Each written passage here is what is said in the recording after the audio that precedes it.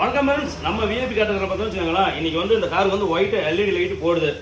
நிறைய வண்டிக்கு நம்ம பண்ணியிருக்கிறோம். ஆனால் வந்து அது வந்து பார்த்தீங்கன்னா வேலை டைமில் வண்டி மாற்றி வண்டி வந்தனால நம்மளால் அதை பண்ண முடியல. சரி, ரைட், ஓகே. இந்த மாருதி LX4 அப்படி அந்த வண்டிக்கு பார்த்தீங்கன்னா போடுது. என்ன கேட்டால் அப்படின்னா, எனக்கு வந்து வெளிச்சமே அந்த அளவுக்கு வரலன்னு சொன்னாலும் என்ன பண்ணோம், டூமை பாலிஷ் பண்ணிவிட்டு இன்னும் பண்ணல, டூம் பாலிஷ் பண்ணிட்டு அப்புறமேட்டு பார்த்தீங்கன்னா அந்த லைட்டு போடுது.